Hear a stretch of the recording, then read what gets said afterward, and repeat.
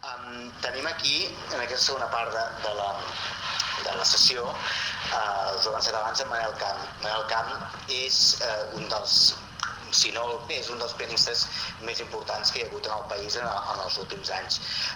La seva trajectòria va començar, l'hem vist abans a la primera sessió, l'any 1970, si no m'erro, amb Fusion. Fusion era aquella banda de Manresa, del Bages, que es distingia de la resta de grups o de conjunts que feien música progressiva perquè partien de l'arrel d'algunes melodies tradicionals, i això els donava una certa singularitat.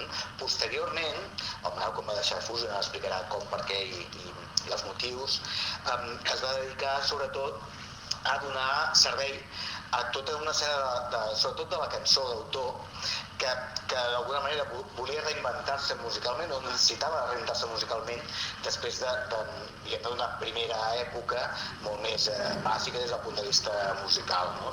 Ell i alguns altres músics d'aquella primera onada de rock progressiu van incorporar-se a files dels grans noms de la cançó per tocar amb ells. El Manel va posar les tecles al seu servei i també va arranjar i va produir alguns dels discos més importants del moviment.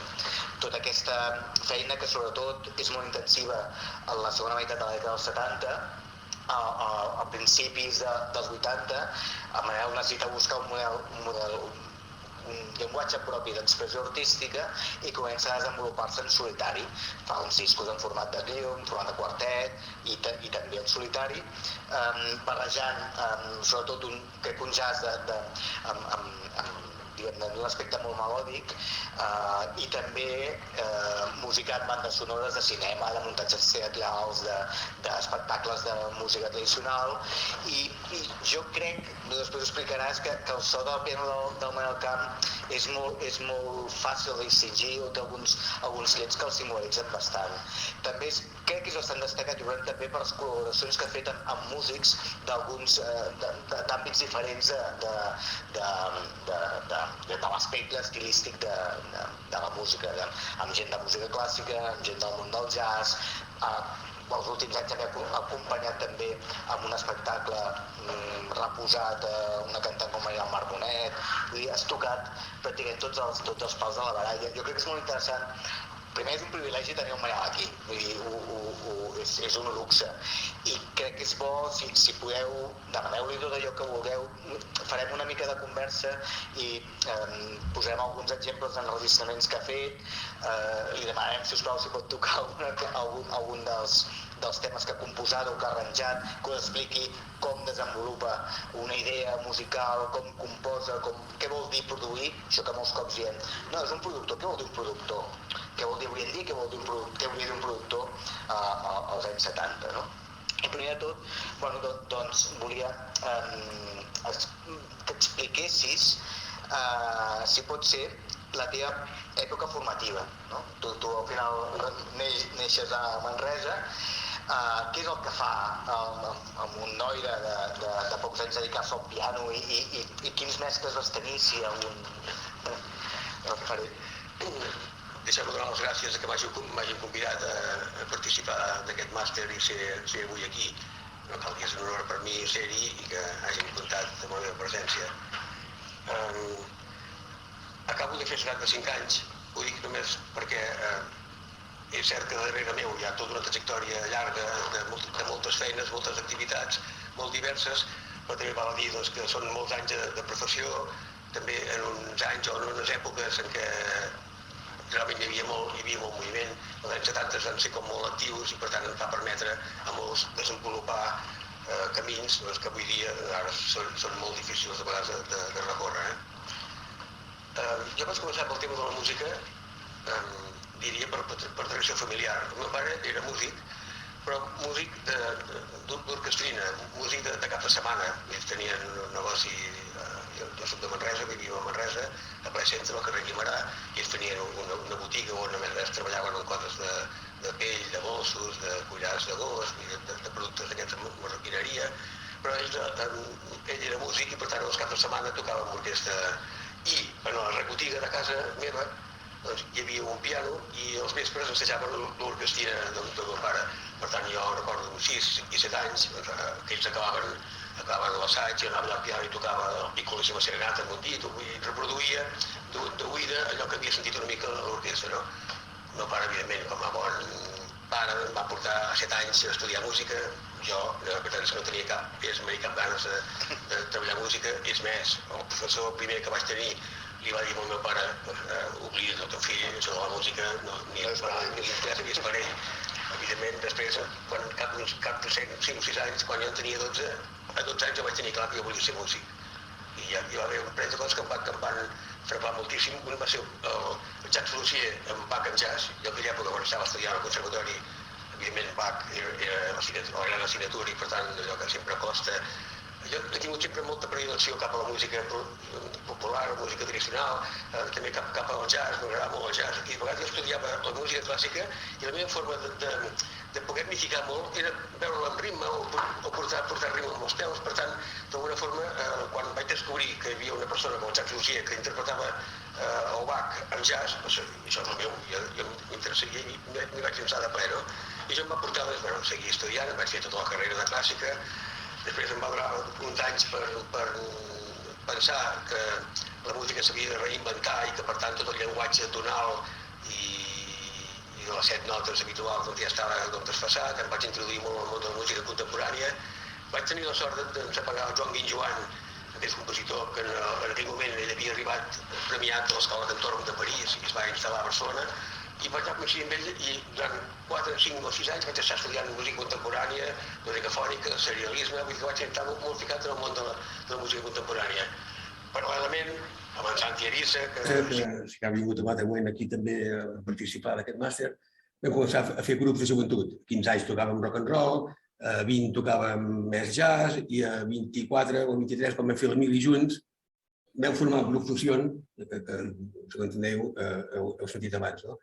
Per tant, d'alguna forma, la meva vida, diguem-ne, prèvia a professionar-me, a ser professional, doncs va ser estudiar música clàssica amb una professora davant de casa mateix, vull dir que jo no anava al Conservatori de Manresa, anava amb professora particular, baixava a examinar-me al Conservatori del Bruc aquí a Barcelona, vaig estudiar tota la música clàssica i escoltava discos. Pujava a Andorra a buscar discos de jazz, a buscar discos de rock, en aquell moment de música progressiva, i per tant em vaig anar introduint amb el llenguatge modern d'oïda i de com fèiem tots, copiant els músics en aquell moment el Tete Montoliu i ara el Guido Pinissa de jazz que podíem escoltar per aquí, i això, com que a Manresa no es trobaven discos, un cop al mes pujava a Andorra, feia una carregada el que em permetien a casa comprar, baixava discos i escoltava música i copiàvem una mica. Tot el que després vam intentar ensenyar quan vam muntar l'aula de música moderna i jazz a Barcelona, quan vam muntar, finalment, jo vaig acabar portant el departament de jazz a l'ESMUC. Però tot aquest sistema d'ensenyament del jazz, als anys, en aquell moment quan jo estudiava era als anys 50, 60, això era impensable. Per tant, ens ho fèiem... Sí, el jazz tu l'aprens d'oïda. Jo el jazz l'aprens d'oïda, però el jazz, jo, el Borrull, qualsevol de la gent, el Tete va ser antiacadèmic, per entendre, per naturalesa, perquè el jazz és una cosa que escoltes, aprens, i el sents o no el sents. Amb els anys t'adones que el sents o no el sents i que tens projecció o tens possibilitat, però s'estudia. I per tant hi ha sistemes i mecanismes per improvisar, per tocar, per harmonitzar. Tot això que a Berkeley, a la famosa escola de Berkeley, portaven 75 anys ensenyant, a Barcelona vam descobrir l'Enric Carrera, nosaltres, quan vam començar a muntar l'aula de música moderna i jazz al carrer Montornès, que això era als anys 80, 80. Però en aquell moment tocava ben bé d'oïda i intentant copiar. Un dels meus mestres visual d'aquest sentit va ser el Borrull i el Tete.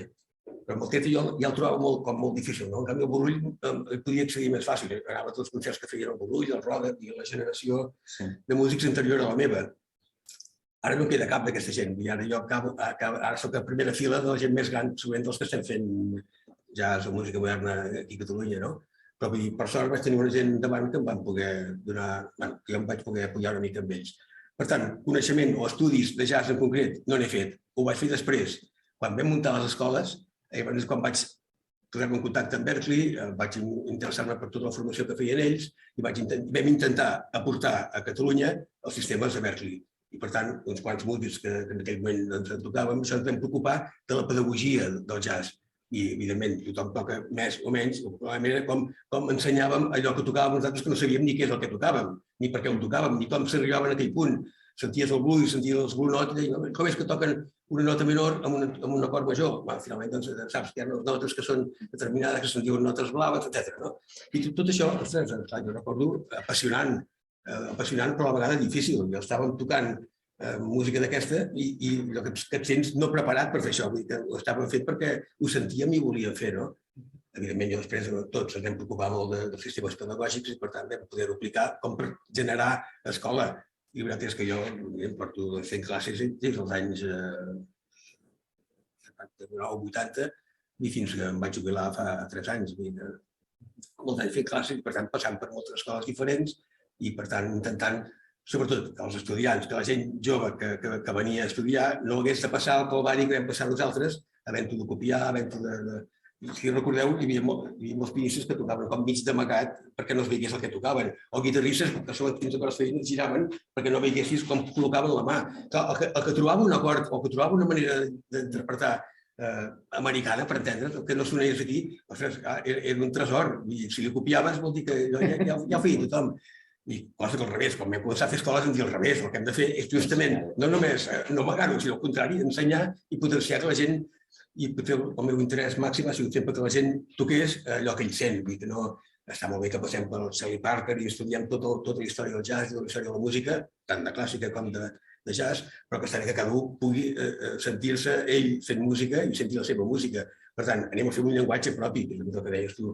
Jo he intentat que el meu piano, he intentat que les meves peces tinguessin el color, més amunt, més avall, que sigui. Jo ja m'agradaria ser un Bill Evans o un Chick Corea, no ho he sigut, però he intentat tenir un color, una manera de fer, una manera d'entendre la música que sigui com personal i pròpia. I això és una mica el que jo he intentat que tots els alumnes, almenys la gent que ha passat per mi, tingués. I la veritat és que hi ha moltíssima gent en aquest moment, en aquest país, que està tocant, que ha sortit d'aquestes escoles on hem estat, amb aquesta idea de crear productes que siguin personals, que estiguin arrelats d'alguna forma a l'entorn, que no sigui gratuïtament que soni americà, sinó que soni allà on vulgui un que soni. Però no sé si t'he contestat. Sí, no, a sobre. No, tota la part formativa està clar que hi ha una part acadèmica i una part autodidacta que, pels teus interessos, a més, t'ajuntes amb companys com en Santi, toqueu allò, però hi ha un moment que diem, va, anem a fer una formació mínimament seriosa, no? Quin és el model, o quina referència teniu quan... No sé, Refusion o Fusion? Fusion. Per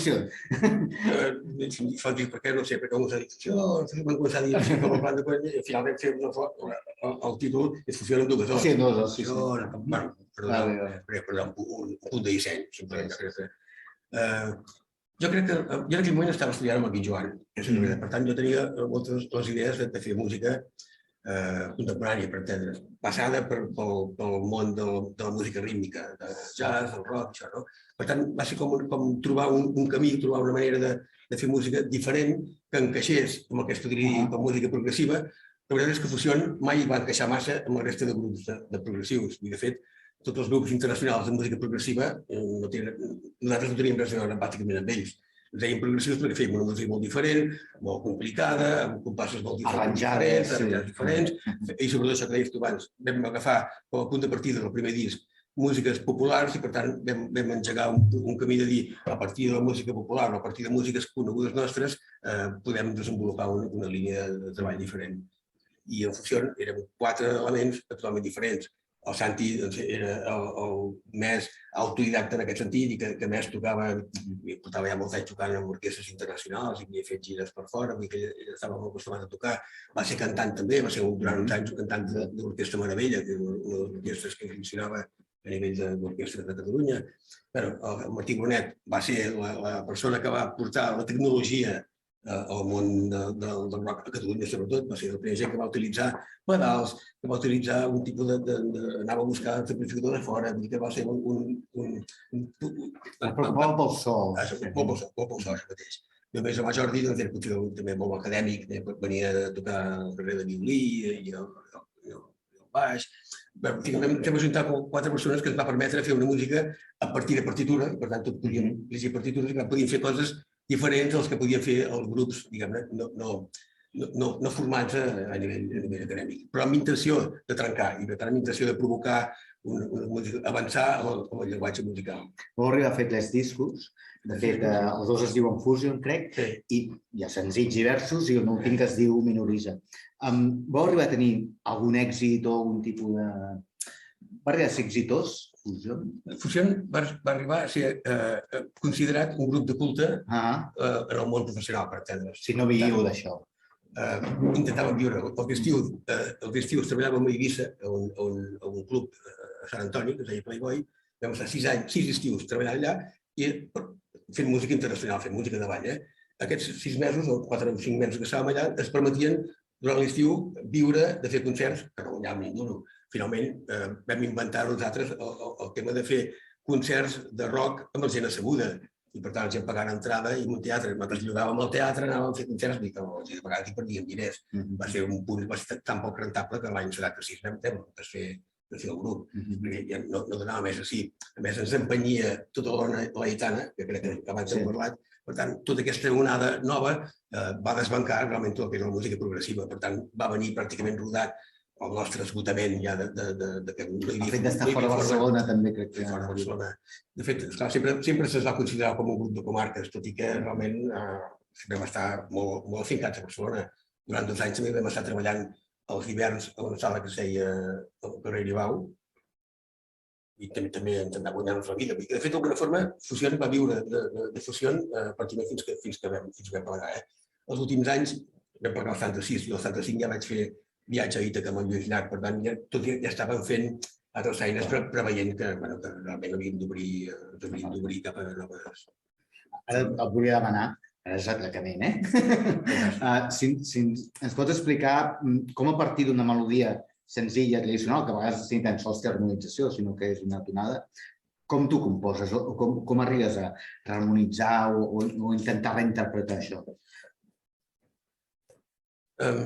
Diguem que hi ha fórmules, o hi ha mecanismes per, quan tu estudies composició, orquestació, o aquest tipus de coses, pots arribar a entendre els conceptes harmònics. Jo treballo molt, sento la música molt harmònicament, molt en vertical, com crec que la majoria de gent sentim les músiques a través del que és la melodia. Jo ja sento aquesta melodia amb tot un suport a sota. I quan sento un disc, sento tot el conjunt d'activitats, sento el baix, i que d'alguna forma la meva manera de pensar ja està com molt immersa, per això amb el piano em va molt bé, perquè ja sento molt l'harmonia, no? Llavors, quan agafes qualsevol cançó popular, encara que no tingui harmonia, jo d'alguna forma, mentalment ja la visualitzo, ja la sento interiorment, no? I per això es tracta de buscar...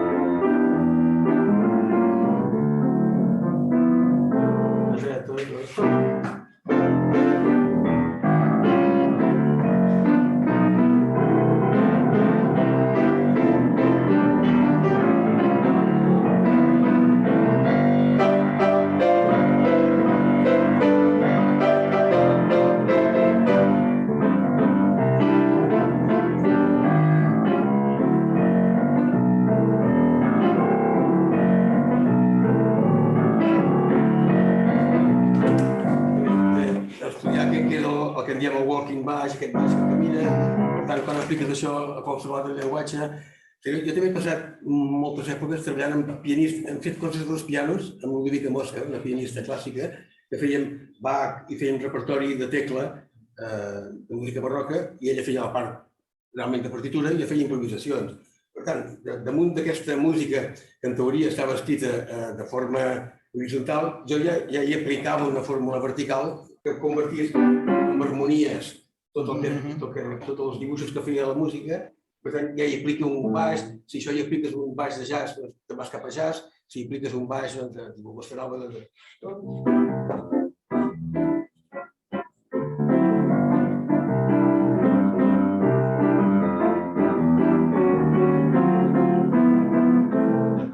pot anar bossa nova, pot anar música llatina, pot anar swing, pot anar jazz. O sigui, una mica hi ha com sistemes de...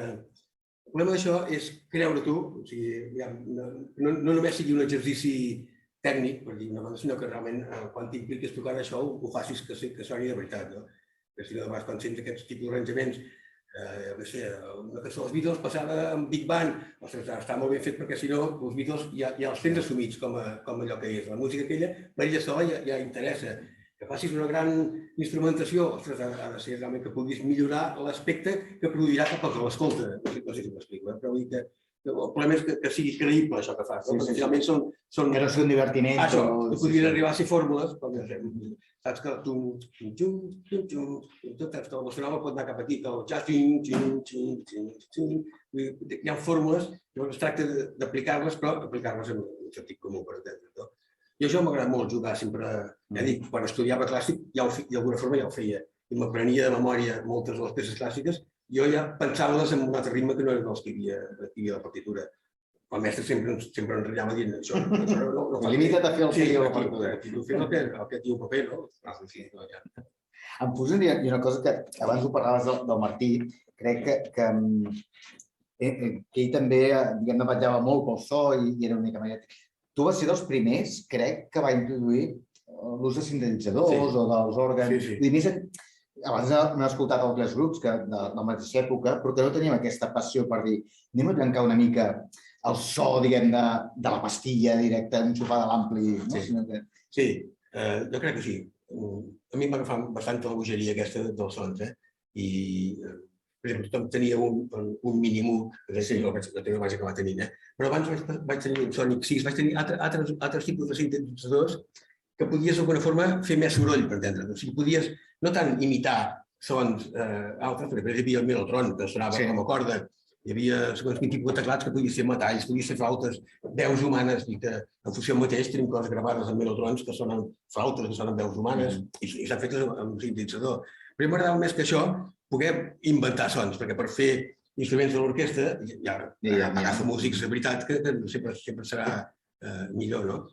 Però jo sí, jo crec, i sobretot això que deia abans, Fusió vam intentar trencar molles i per tant buscar noves sonoritats, nous camins, noves músiques, ens en vam sortir un nou, jo crec, vam obrir un camí que va possibilitar moltes altres coses i, si més no, es va llançar a nosaltres cap al món professional i per tant ens vam poder desenvolupar professionalment a partir de Fusió.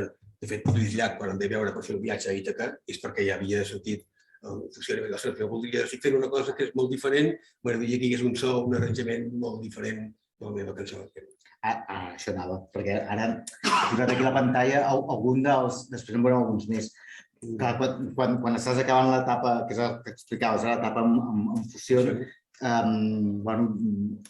entenc que algú et va venir a buscar, és que tu et vas oferir, en Lluís Llach et va venir a buscar, perquè estava pensant fer un disc que es deia Viatge a Ítaca, que crec que va ser poder dels discos més venuts que va fer durant la dècada dels 70. I ara n'escoltem, poso un trosset, perquè és molt pioner, pensem que és l'any 75, socialment, culturalment on estem, és un disc on hi ha una presència de sons de sintetitzador en el disc d'un cantautor. Ara, una cosa que segurament sembla normal, però per l'època no ho és gens. Ara posaré un fragment de l'inici, per exemple, perquè veieu de què estem parlant.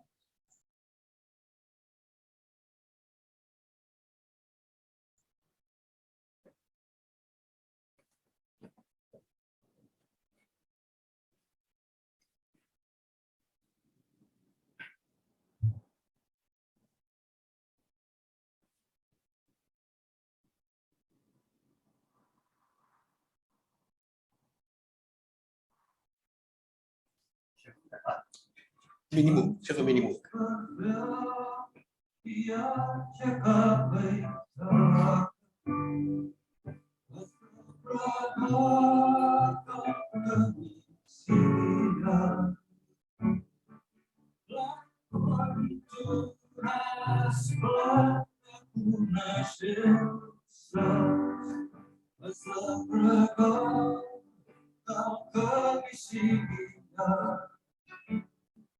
Que siguin moltes les matinades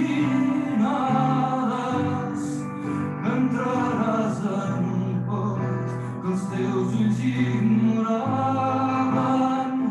i vagis a ciutats per prendre dels que saben.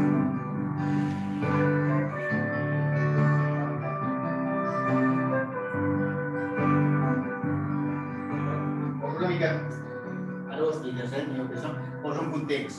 Llucià, en aquell moment, juntament amb Serrat, eren els dos cantautors més importants que hi havia en aquell moment. Serrat havia fet discos en llengua catalana, per tant el seu mercat s'havia ampliat molt a la resta de l'Estat i a Sud-amèrica, però sí que Llucià segurament era el cantautor més popular i que venia més discos. Va buscar en Manel perquè li produeixi el DJ Taka, i en aquest disc hi ha alguns elements, com aquesta música additiva que anem veient, on es van incorporant capes i capes en aquesta cançó. Aquesta cançó és una cançó que dura, no sé, 7-8 minuts, és una adaptació d'un poema de Cavalli, d'un autor grec, i al final s'introdueixen elements del rock, hi ha un baix, hi ha una bateria, hi ha uns vents, i aquests sons, no sabia que era un mínim al principi imitant el vent o el mar. Vull dir, hi ha tota una sèrie d'elements que ara poden ser molt normalitzats, però per l'època són, crec que, bastant insòlits. Ara explico-ho. I després ara, potser, aquí, continuament va sortir el soroll aquest de fons. Sí. Aquesta estona hi ha com coses que van molestant, diguem, perquè no sigui tot tan net i tan clar. Miratge, personatge. Hi ha tota l'orquestra, però vam utilitzar orquestra. Jo la primera vegada que utilitzo gran orquestra, per fer això. El piano és en Lluís o És Lluís. Sí, la bona tarda. O sigui, jo la veritat no em recordava que... Sí. Sí.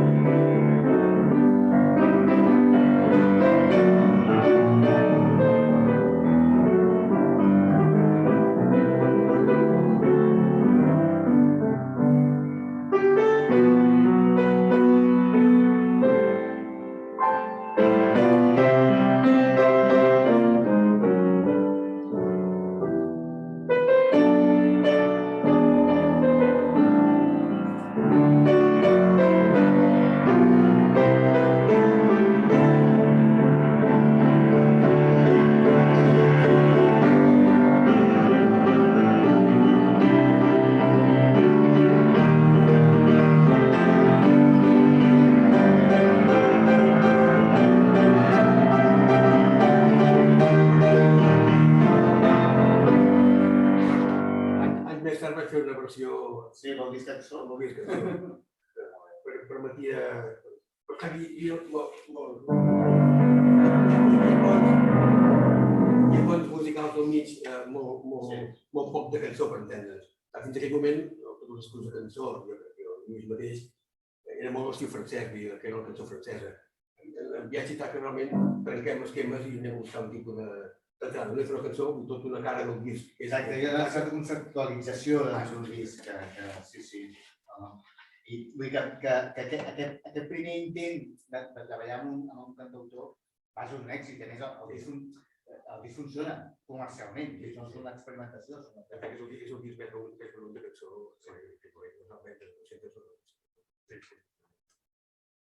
I llavors entenc que és el primer i això t'obre la porta de treballar amb tota una generació de nous cantautors, perquè abans ho hem citat Ramon Muntaner, que va morir ara fa poc, pobre, va fer el seu primer disc, que era Cançó de carrer, i també ho vas arranjar.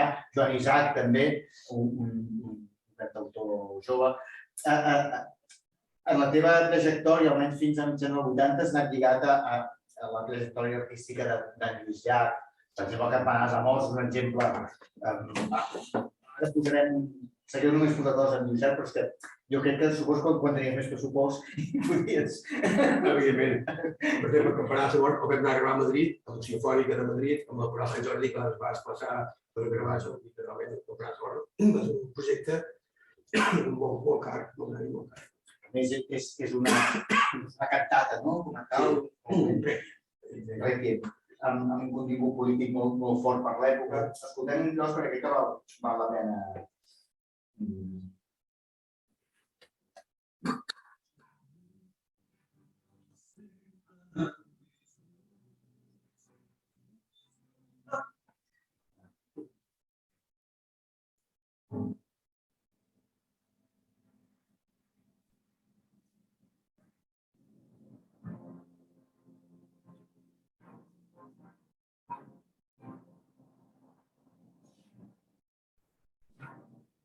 Sense cançons.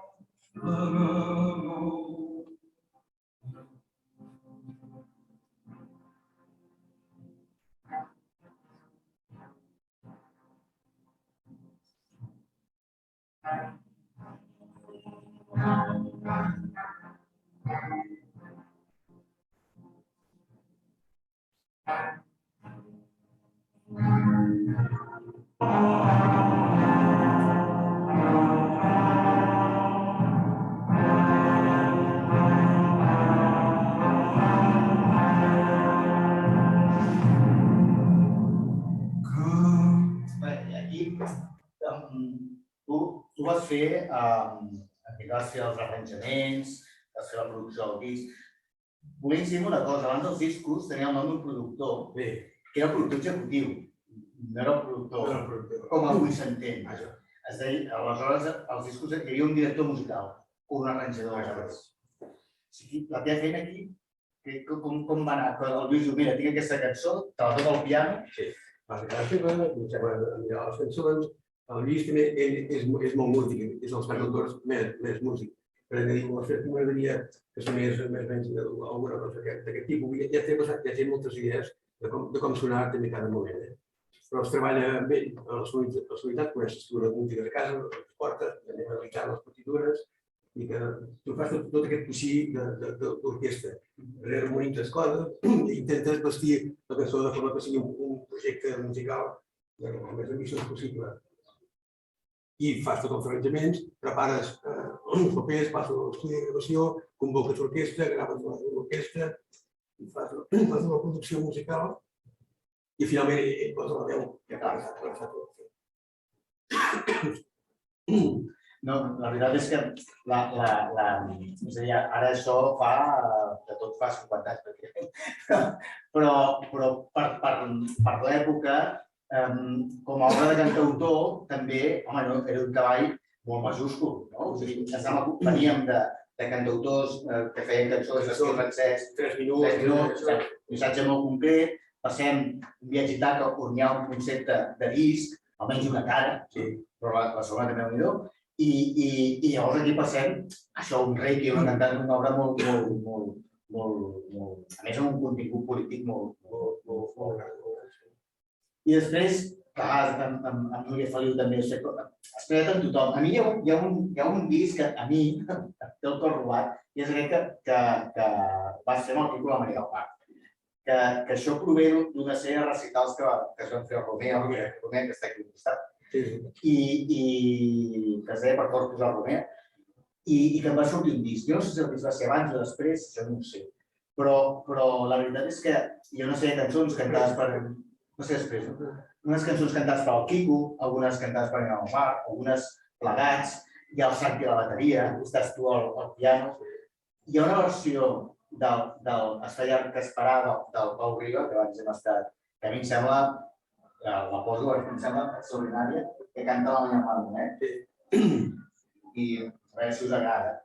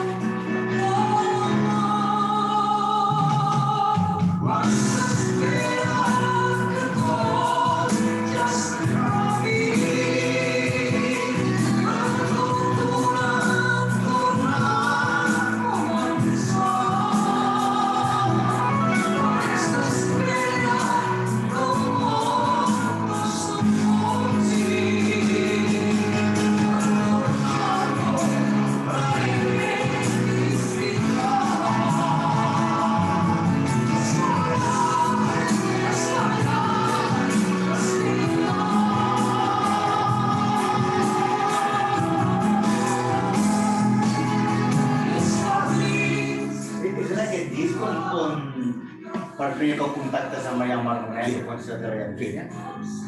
Sí. Saps que hi va haver un moment que la majoria de cantautors catalans estaven a la mateixa oficina de manejament, que era el Joan Moles. I el Joan Moles posava tots. I per tant, un cop vaig engegar amb el Lluís Llach, el viatge d'Itaca, va venir el Montaner, el Joan Isaac, i tota la gent, i finalment el Maria Marc també estava. I finalment el Raimon, que en una època també va estar... Per tant, sí, el Maria Marc va començar al 79. De fet, la cançó Jim, feta famosa, va ser aquí on la vam. Sí, després també. La versió que va fer el seu disc plegats. Sí. És un disc curiós perquè, presenta elements del jazz, el fet que versionen un cantautor o un altre músic també era bastant insòlit. I una altra cosa, era la primera vegada que sortim 10 persones a l'escenari, 10.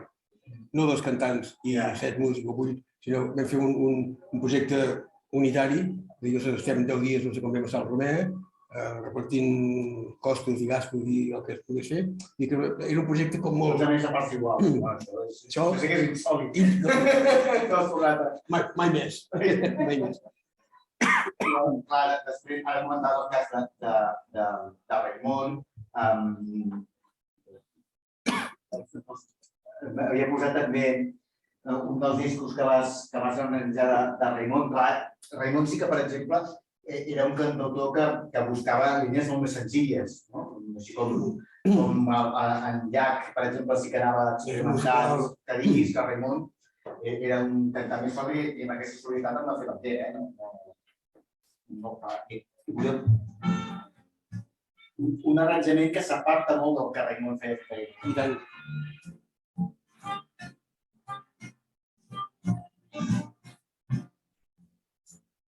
Quan el centre del món ens ben bé tu, per més que tinguis la il·lusió.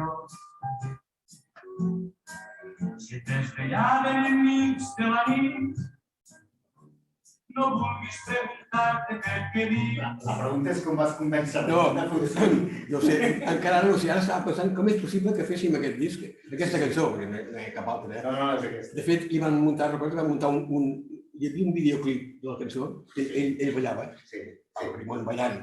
Ja és l'altra cara del Raimon del vent, per entendre'ns. Bueno, aconseguir fer un disc amb un so diferent, una manera diferent, entrar a públics diferents, bueno, era una apertura de la cançó cap a nous mons. Però sí, aquest crooner, aquesta cançó... Sí, no, la veritat és que a més li queda bé, no? Sí. Hi ha altres exemples, no els posem tot perquè estem molta estona. Sí que dic que podem una conclusió de la teva part com a arranjador i productor, tot i que va fer més coses posteriorment, és aquest disc del cant del Barça, amb Lluís Llach, del 6 de juliol del 85. L'any 85 del Lluís Llach, a més, en un moment on hi havia una certa crisi de la cançó, tots aquests cantautors que us va parlar el Joaquim Arnau fer unes sessions que ocupaven el mercat discogràfic, als anys 80 van començar a caure. Només van aguantar Lluís Llach, Marià Marbonet i poca cosa més.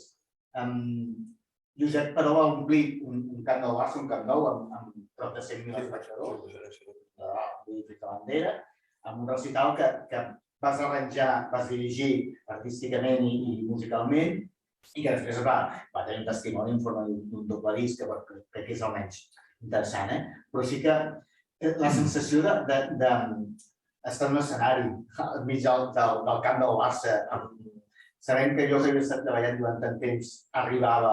Quina sensació et dona? Aquella nit va ser realment molt màgic. El mateix Lluís, un fill de gallina, em feia sortir davant de 100.000 persones, que no havia passat mai. I amb una cançó en català, omplir un lloc amb 100.000 persones és totalment inèdit i, de fet, no sé si ha passat mai més, perquè realment molt especial. Aquesta sensació d'omplir el camp del Barça, ja només per intentar fer el muntatge musical, o sigui que el so arribés a tot arreu de la mateixa manera, en el mateix moment, no hi haguessin tornes. Només això ja recordo que va costar una animalada de dies previs, assajos allà del so. El llum, es van fer venir 10 canons, que aquí no hi eren, 10 canons de França, que il·luminaven l'escenari, des dels punts més, des l'altre cantó, des l'altre... I realment va ser un espectacle molt bèstia. Vam preparar tot un concert, hi havia secció de corda, hi havia secció de metall, hi havia molt el meu equip de músics de jazz, el Lluís Balta a la bateria, el meu germà al contrabaix, el Figuerol, el Matthew Simon, hi havia un grup musical molt potent, vam preparar molt bé els arranjaments, i realment va ser una fita important per mi, el món de la cançó, al fi al camp del Barça. Sí que vas considerar que tancaves una etapa amb això. Sí. Jo a partir d'aquí vaig començar, de fet l'any 84 jo vaig editar el meu primer disc en solitari, per tant jo ja estava a la fase d'intentar no treballar tant per altra gent, sinó intentar buscar un camí personal que em portés a poder desenvolupar una activitat meva amb nom meu, diguem així. Clar, tot el tema aquest dels cantautors era com molt complicat, perquè amb molta sort sorties a darrere del disc i en arranjament amb molta sort, perquè a vegades deia arranjament Lluís Llach i Manel Camp, o a vegades hi sortia això. Recordo haver fet un palau amb la Simfònica, amb campanars de morts, i no sortia el nom de Manel Camp. Ostres, està escrit tot allò. I aquí hi havia moments molt... Ja, el comença personal era... Però això et servia per guanyar-te la vida com a músic? Sí, jo he viscut de la música sempre, des de Fusión he viscut de la música. Però perquè també feien les gires. Feien gires, anava a fer altres coses, també feia, a partir d'un cert moment, fet molta pedagogia, quan comencem a muntar escoles, de jazz, fet molta feina a les escoles, Però sí, la música permetia, en aquella època d'arranjament, això vaig fer molta feina. Com hem vist abans, l'any 75 solament, vaig fer 5 o 6 discos de cantautor. Això és un resum, És molta feina, és molta activitat. Després... No cal dir que no estava no remunerat, no estava ben vist com ara. Ja tothom sap que és un arranjador, que és un director. En aquell moment ningú coneixia massa el que hi havia darrere del personatge famós. Ara aguantaves el 85, va ser el teu primer disc, però vas gravar igual abans, que era en format de trio, que era el primer viatge. Però el 84 va ser Poesia secreta. Ah, m'he posat 85, doncs m'he equivocat. No, igual, jo... O igual, dos absolutament el mateix any. No sé, potser ara, perdona, ara no. Però, bueno, en tot cas, vas debutar a mitjans de la dècada dels 80, primer en solitari en format de trio. Posa un moment un trosset, o vols, recordes la Poesia secreta? Sí, Va, una mica. 85.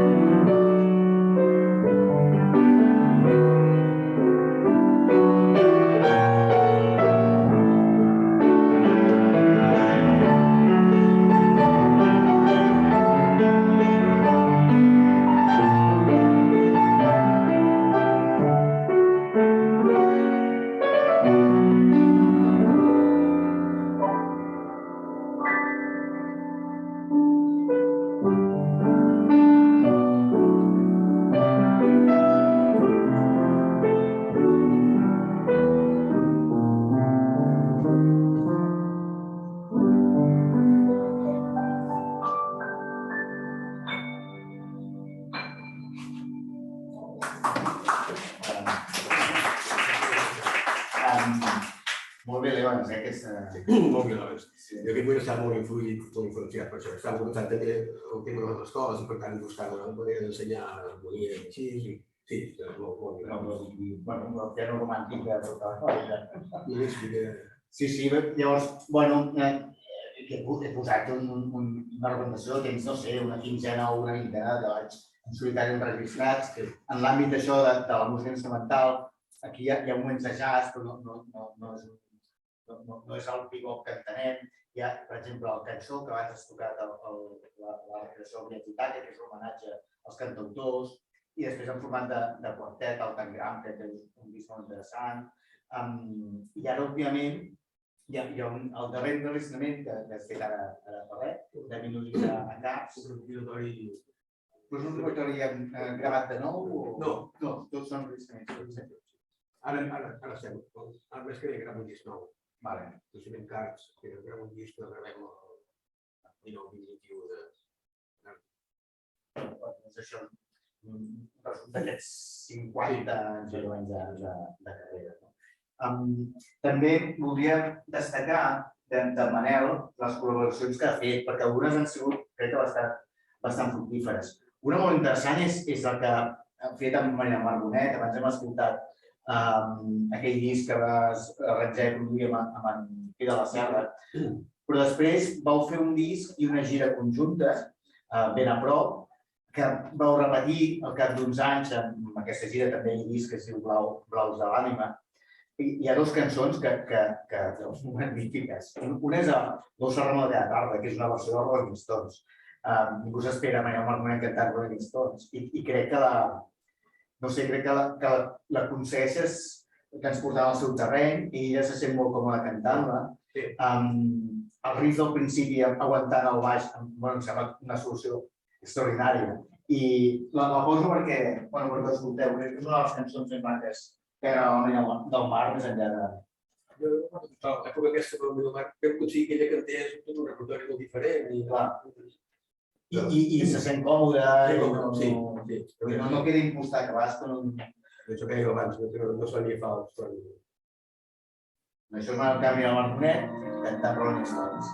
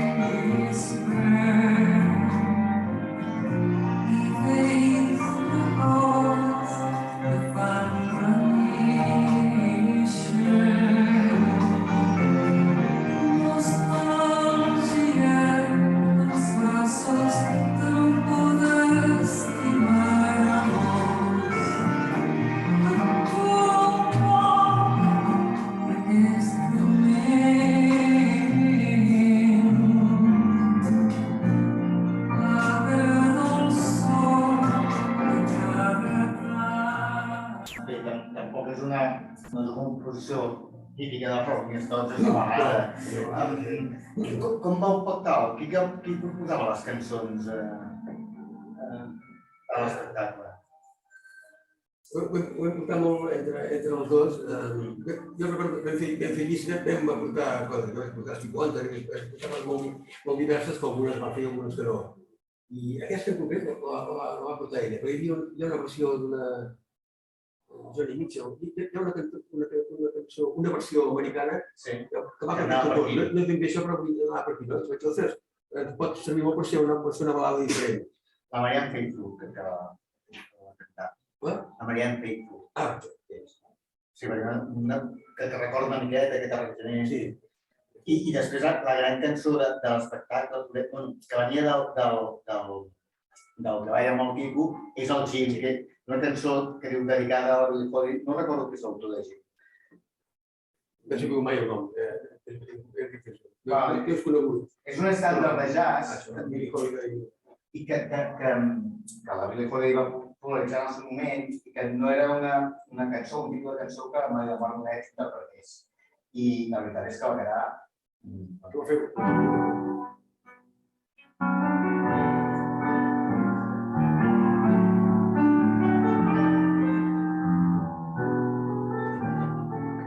Jim, non porta mai les flors que prefereixo, Jim.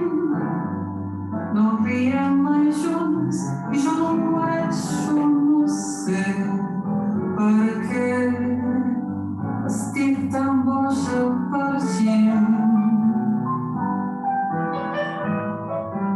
Jim no em diu mai que sóc el seu desitjament. El foc de l'amor amb ell ja no Almenys en el segon disc es pot sortir la portada. És un detall. En el segon, perquè en el primer ben a prop vaig arribar a la presentació del disc i vaig dir el Carles Almeida Marc. No sé si ho m'he impactat els dos. De fet, va voler fer, almenys de la segona gira, el 2011 vol fer bastants concerts i clar que vol dir que hi ha prou, però va arribar a girar molt. Hi ha altres col·laboracions amb en Kid Flus, que abans en Josep Mas Kid Flus era membre d'un dels grups que abans hem estat... Pegasus? No. No, I estava... Iceberg. Iceberg, perdó, exacte, Iceberg. Es confia molt de l'Urbana. Va ser membre d'Iceberg i després va formar Pegasus. En aquesta època, que encara era membre de Pegasus, va fer un parell de discos a duet de piano. Com va anar perquè has fet diversos duets de piano. Això ho vam fer durant molt temps, vam fer molts concerts. Tenim 2 discos en directe i molts concerts. Vam estar potser 7 o 8 anys girant un concert. O sigui, en teníem molt. El problema és que els pianos al final és molt difícil tocar els pianos, però era un muntatge molt espectacular.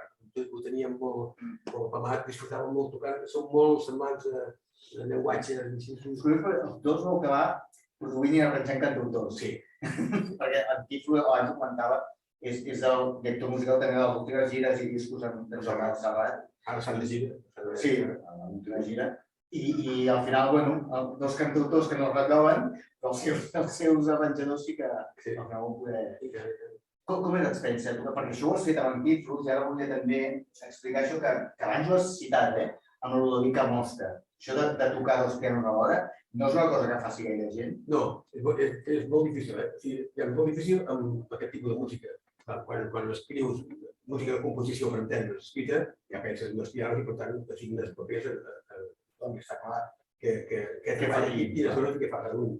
En aquest llenguatge nostre, en el cas del Tifus, som 2 músics de jazz que toquem una peça que ha escrit ell o que he escrit jo pensant en un piano. O sigui, pensant en un piano. Són moltes coses que ja teníem nosaltres i que vam adaptar als pianos. Per tant, vam buscar una forma d'entendre que fan aquí, per tant, en cada moment que feia un, qui feia els baixos, qui feia el sol primer, i després és molt curiós que vam arribar a unir tant que inclús ara sento el disc, algun altre l'he sentit, i no sé si realment si el sol aquell l'estic fent jo o l'està fent ell. Això és molt més això. Vam arribar a un punt de connexió tocant el piano junts.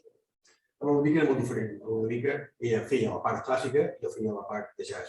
Normalment exposava ell el tema, feia jo improvisació i a vegades acabàvem tocant junts. Vull dir que Ja havies pactat. això mateix, ja molt pactat. En molts moments sí que tocàvem junts, però era molt... Jo contestava improvisadament el que ella plantejava primer com a obra original. Em puc demanar, perquè abans ho has comentat, això que feies de jove, com a partir d'un fragment de Bach el perverties i acabaves donant algun ritme, que és el que feies amb el tot de Creu, no el Lorica. Pots pervertir Bach? Jo vaig començar a fer... un atacament, no sé. Començar a fer el prodi que toca tothom.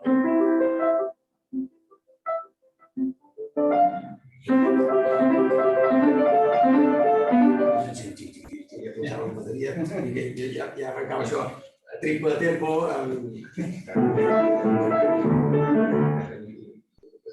Però era fàcil perquè en teoria només posant bateria i ritme a aquesta música ja funciona.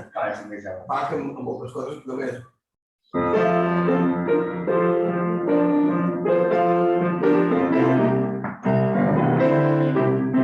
Concert italià. Si també només afegint, anant a buscar esquemes o models de Big Bang, també ja sona. No has de modificar cap nota ni cap acord.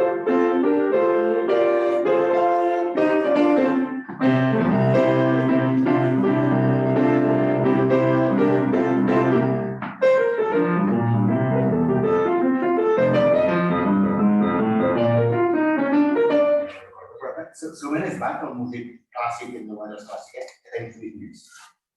Jo crec que sí, perquè hi ha una connexió molt directa entre harmonies de Bach i el primer jazz del segle XX.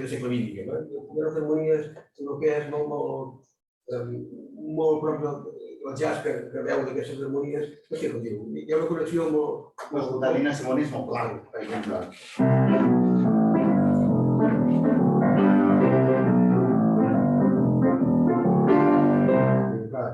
L'escala diatònica, mai ningú havia posat fer una cançó fent servir l'escala. Em sembla molt senzill. Les veus, com els solos fan tots els veus. Tot el solo que fa ella és molt clàssic. Ella tocava clàssic. Era concertista clàssica, però per fer que ser negra no estava acceptat. I va haver de fer jazz. Va haver de fer jazz sense voler. I va ser número 1, aquesta cançó, però ara continua sent... Els drets d'autor sobre aquesta cançó... No era seva. Aquesta... I també... Altres col·laboracions amb la Simon, que has explicat que es pot dir quan va ser el concert en el Costat del Camp Nou, amb en Sergi Elisa, que us vau retrobar, amb el Ministeri de Publicitats. Vaja, sempre... Crec que l'últim disc de col·laboració que has fet pot ser aquest del Jazz Nadal. És un disc molt simpàtic, molt maco, amb reorganitzacions de cançons de Nadal, amb el Guillert i la Mireia. El Guillert ha fet projectes que han fet Mozart en jazz, ha fet Bach en jazz. A més, ha fet coses per nens, també. Ell ha fet projectes de Bach per nens. El Guillert Fortuny, per si no ho sabeu, és un saxofonista de jazz relativament jove, ara ja no està jove. Estava passant 4 anys després. Tenim 40 anys de diferència. És més, d'alguna forma jo el vaig preparar com a professor per anar a Berkeley. Sí? Vam fer les proves de Berkeley perquè jo el vaig preparar durant l'estiu a Manresa. No ho sabia. Diu, vull anar a Berkeley a estudiar, però tocava un animal, com ningú, però no tenia els conceptes de llenguatge ni d'harmonia ni això. I vam preparar la prova de Berkeley l'estiu a Manresa. I que ens uneix l'amistat des de ser hores. Finalment vam acabar tocant junts molts anys. Això, tot té una força brutal, era com dos mons, no? A més, coneixes els llenguatges. L'home assenyat i l'home això barrejat, això funciona. Aquest estiu, aquest Nadal passat, encara vam fer aquest disc de Manresa, que vam reproduir. Aquest disc també, deixeu-me dir ara, per fer propaganda, és la primera vegada que no fem un disc. Era polsera, era un pendrive, era una polsera. I et treies la polsera i la ficaves a la disc. No ho sabia, això. Això és brutal. El que passa que no teníem diners i no vam poder comercialitzar, però vam fer... No, vam fer tranquil. Sí, vam presentar el Jamboree, això era. Però la novetat era que no era un disc de pensar en realitat com sigui. Però l'idea era que vam fer una bolla de Nadal on a dintre hi havia aquest braçalet i aquest braçalet que podies posar aquí, que deia això, mitjà Nadal, i quan el treies l'enviaves a l'ordinador. Primer que fem una cosa sense disc. No s'ha fet mai més, no he fet ni nosaltres ni res. Ja ni ho sé bé. I hem deixat-hi la pell, els diners, hem deixat-hi tot. Havia de vendre a 20 euros l'aparell aquest per poder passar gastos. I un altre aspecte que aquest tu ens pots ajudar és el tema de les bandes sonores. Perquè possiblement no és sobre el que més has treballat, però has tingut diferents... Això és només un exemple, alguns que has fet o que han sortit editats, perquè segurament has fet altres, sobretot per televisió, coses que han sortit publicades, però sí que has fet cinema, has fet teatre, has fet espectacles de música tradicional. Com has treballat això amb les bandes sonores? Com t'ha arribat? L'any 80 va arribar a la petició de Vicente Aranda de fer la muchacha de les vagues de oro. Xica de les vagues de oro. La xica de les vagues de oro. Que no és una pel·lícula. Home. No és el que penseu, què? No? Bueno, una novel·la com Mercè, que va guanyar el Premi Planeta, però en aquell moment va ser una Victòria Abril, amb 30 anys, els que podem guanyar pel que estava a casa nostra, i va ser una... Quan qualsevol persona que escriu o que crea o que vol composar, quan ja és el màxim. Penses que allò arribarà a ser on podràs descarregar totes aquelles músiques que tu no pots fer sol tocant, però pots vendre tu perquè el teu projecte va per un cantó o per un altre, però no sé que bé, perquè podria col·locar la música allà dintre. Res més lluny de la veritat, perquè finalment el director sap què vol a cada música i hi ha una cosa brutal que va passar amb aquesta preparació, s'ha acabat el pressupost, hem acabat tot, no hi ha un duro, hem de gravar com puguem. Finalment, acabo gravant el piano a casa d'un senyor que tenia un piano de fuga, acabem un cello a casa, no sé qui que... Vull dir que la primera experiència en el món del cinema, després de dir, ostres, la il·lusió de fer una música... Pensava que era el màxim. Acabo sent 2 o 3 instruments, gravats com vam poder, però no, però va funcionar molt bé. Ara, quan vaig recuperar d'aquests anys, i esclar, s'aguanta encara ja el gel i el melodia per dir coses que estic molt content d'haver fet, però no, en 80. A partir d'aquí faig 3 pel·lícules amb el Vicente Aranda i sempre, quan el Vicente Aranda agafa el nom de veritat, se'n va a Madrid, fa Amantes, fa una sèrie, el Picanieto, però ja vaig fer una etapa aquí a Barcelona dura, Fanny Pelopaca. Vam recuperar la pel·lícula Fanny Pelopaca. Ara mateix, aquesta pel·lícula, és que no aguantes de veure-la. De tan dura que és, seria prohibidíssim. Des del llenguatge, les imatges, estarien totalment presó perquè estan fora del més políticament correcte o no correcte. En aquell moment va ser una... I és l'any 84, una pel·lícula duríssima. I també la música igual, dura, permetia fer coses que tu no faries habitualment. La pel·lícula, per mi, que estic més content, és el Complot dels Nens. Perquè també és la primera vegada que el Bellmunt aconsegueix diners per fer una banda sonora. I ens vam anar a gravar a Glasgow, l'orquestra allà, la música en directe mentre la pel·lícula, i va ser una producció molt maca de la banda sonora. Però a mi m'ha donat un premi de cinematografia a Catalunya, a la Generalitat, per l'Última Frontera. És que és molt maca. Dedicada a Walter Benjamin. I aquesta música, en teoria, amb quartet de corda i piano, té un premi nacional de Barcelona. La posem un set per escoltar. Però aquí, Home! un tros, el veig el tros quan Walter Benjamin està amb el seu honor a cap i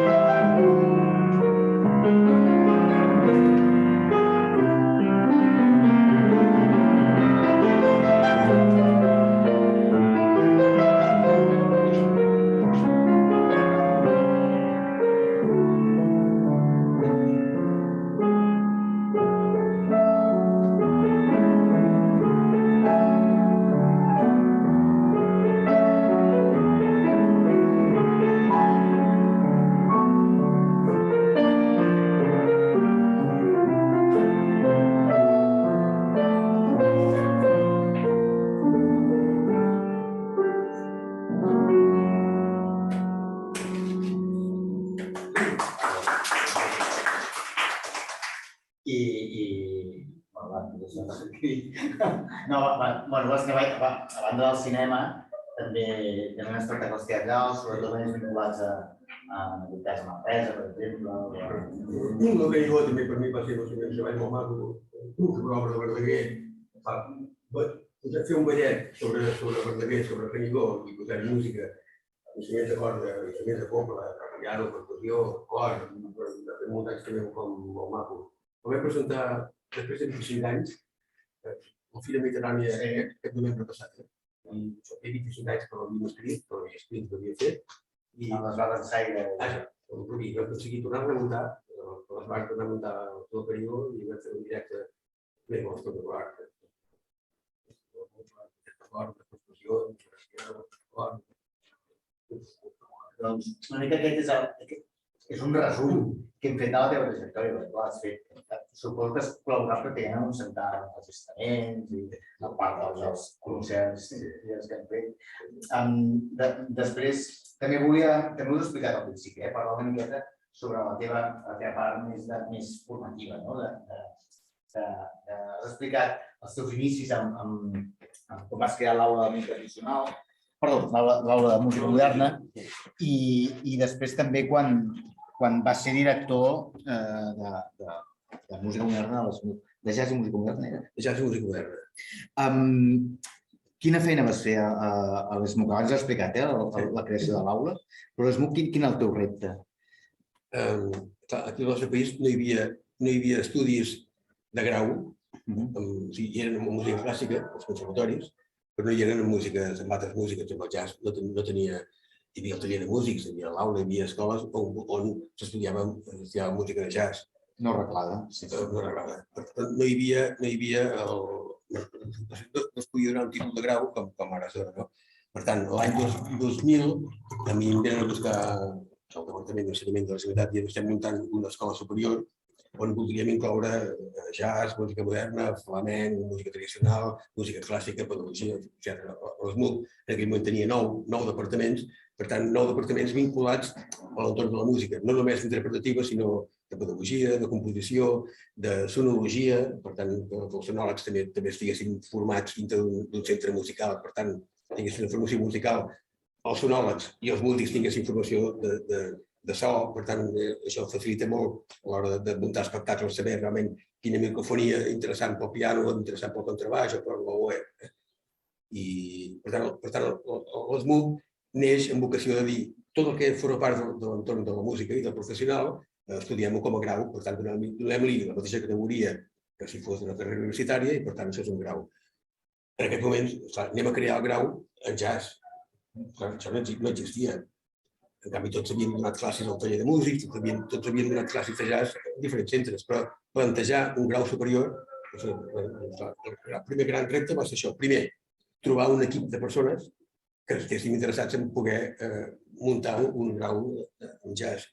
Per tant, vam començar a fer proves i triar, a seleccionar, a partir dels currículums i de les experiències d'un personal. Per tant, vam aconseguir en aquest moment arriba quasi 40 persones al departament de jazz, 36, 37 persones en aquell moment, quan era cap departament, que es podem treballar en fer programes per portar el jazz com a grau i, per tant, muntar tots els programes. Jo crec que hi ha dues coses amb les que em sento molt content d'haver passat per l'ESMUC. Jo he estat aquí 14 anys cap de departament de jazz de l'ESMUC. Primer, crear un equip de músics, de professors, per entendre'ns, que a part de tocar molt bé, tinguéssim la dimensió de voler ensenyar, i per tant preparar-nos per ensenyar, no només per tocar bé, sinó que el que anàvem a fer allà és ensenyar, donar eines als estudiants perquè puguin defensar-se pel que avui funcionava, pel que funcionava ahir, i en previsió del que pugui funcionar demà. El jazz està canviant contínuament, totes aquestes músiques noves estan cada dia canviant, per tant, tenir la capacitat de poder-nos adaptar als reptes nous. Això, crear un equip de gent, crear uns programes, per tant, això haver-ho aconseguit.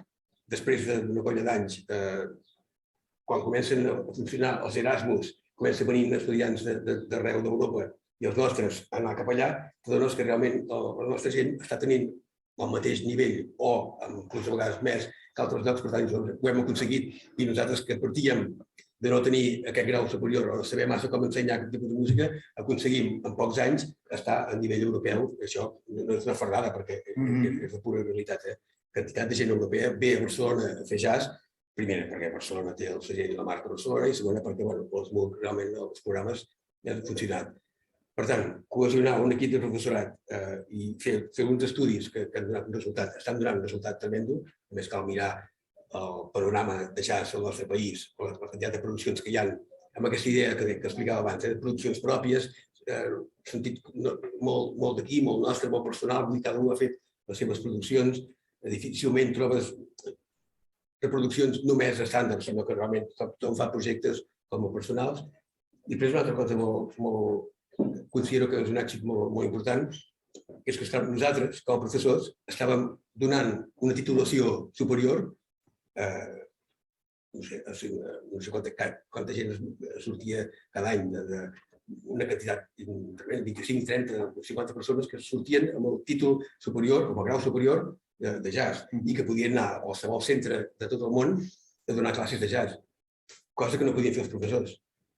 I que els professors no tenien cap titulació en aquest sentit i, per tant, ostres, aquí jo vaig dir, això és impossible. Després de moltes converses, intentar, el Ministeri això no ens vam sortir, finalment a través de la Generalitat vam aconseguir fer un curs pont on tots els professionals van poder presentar i vam donar 450 titulacions professionals, obertes a tot Espanya, podia venir qualsevol gent. 450 persones que van treure la titulació superior que estan fent classes de jazz. Era apuntava això, els estudiants tenien una titulació que els permetia viure de fer classes, cosa que no teníem els professionals. En el moment que es va instaurar un títol, els que no el tenien, vol dir que tothom va demanar títols per impartir classes quan no teníem dades. Jo crec que és una de les coses que em sento feliç d'haver passat pel centre aquest. Molt bé. Tu, ara acabem, i ara demanem si podeu intervenir a preguntar-li coses. Jo volia acabar amb una reflexió més aviat. Abans comentaves, jo sempre he viscut de la música i jo crec que és de les poques persones d'aquest país que pot presumir d'això. Que no diré de totes les músiques que he viscut. No, segur. I el de viure, no sé si bé o... Exacte. I de viure també d'un dia. Exacte. Però tu creus que avui en dia es pot viure fent una carrera com la teva, fent jazz? És a dir, ara que tot és més obert, que hi ha mobilitat, que la gent pot venir, sortir constantment, creus que una carrera com la teva, basada sobretot en la producció musical i en el fet de fer creació pròpia a partir del jazz, creus que és sostenible avui? Creus que hi ha prou elements com perquè... No, Crec que no. Jo crec que com mai hi ha productes. Hi ha productes d'una qualitat que no haguéssim cregut fa 10 anys enrere. El que no hi ha és un circuit, no hi ha possibilitats de feina. Estàvem molt malament abans de la pandèmia, però la pandèmia realment ha rematat tota una professió que en aquests moments té molt difícil sobreviure i quantitat de companys que han quedat pel camí, que estan repartint pizzas o que estan fent qualsevol tipus d'activitat perquè no poden mantenir. Les contractacions van deixar d'existir ja fa una colla d'anys. En tot cas, els diners destinats a això va baixar en picat, per tant no té res a veure el que es cobraria ara, el que cobrem ara, anem a fer un concert, amb el que jo mateix havia cobrat 20 anys enrere, per exemple, però ni comparació. Realment ha baixat en picat d'una manera desproporcionada. Sense que vingui menys públic. Sense que vingui menys públic. Però a més, cada vegada hi ha més públic i cada vegada es produeixen productes o projectes com el trompetista cantant. Hi ha quantitat de gent que ha aconseguit fer uns models de concert que ha funcionat moltíssim. Però són casos molt aïllats. El gruix de la professió està molt desesperada. En canvi, mai com ara hi havia possibilitat de poder fer servir el teu projecte per presentar-lo a qualsevol lloc, per internet pots fer sigui, el disc ha deixat de tenir interès, per tant, tothom pot produir d'alguna forma el seu propi treball i publicar-lo a internet. Dic que hi ha moltes possibilitats, però en canvi la contractació real és com molt difícil. I també val a dir que també som tanta gent que estem fent productes en un mercat relativament petit com és el nostre, jo penso que de la mateixa manera que els de fora poden venir aquí, nosaltres podríem anar fora però nosaltres no tenim la capacitat de portar els nostres artistes cap a fora, cosa que sí que tenen els de fora. Per tant, el tema manejament, que l'SMUC també havia intentat, també hi ha... Tota aquesta idea de l'SMUC de crear tota la xarxa, per tant, és el que toca, és el que composa, és el que vendrà el concert, el comprarà, el programarà, tot això finalment no acaba de quallar. Sí, bé, com ara hi ha hagut tanta qualitat, tants músics preparats, però ara és quan realment costen... Abans hi havia músics, de cometes, més dolents, no dolents, però amb menys base teòrica, però hi havia segurament més mercat. Ja no hi ha mercat. És molt trist, però deixeu-ho ser. Va, us toca. Té alguna cosa per comentar o per debatre o per, què sé, una cosa que us... Per m'agrada molt. ¿Digues? Tengo varias. Bueno, ya que estamos en este tema en relación a la pedagogía, ¿cuál crees que es la proyección de los músicos que estás generando aquí en el programa de jazz en Armó? O sea, tanto en el campo, cerca en Cataluña hay una industria musical donde se pueda generar tanto la difusión, como una industria que pueda competir con las expresiones que están surgiendo en otras partes, o cómo lo ves, o si directamente estos músicos que son graduados resultará más o hacer, claro, en el hacer de los músicos siempre tenemos tanto la parte de pedagogía como el vivo y la producción, siempre vamos sumando con eso. Pero claro, nuevas personas que salen recién graduados, o sea, tú en tu experiencia que has tenido como esta experiencia previa, ahora cómo ves todo eso, ya claro, pasó la pandemia, ya todos podemos tener un estudio en la casa, una buena calidad de sonido, produces, te autogestionas. ¿Cómo lo ves? O sea, ¿cuál más a manera personal ya tuyo? Puc fer-ho en català? Gracias. Pero creo que entenderán todos un poquito más en castellano. Lo intento. Vale, pues sí. Es muy complicado lo que dices ahora. La situación es muy complicada.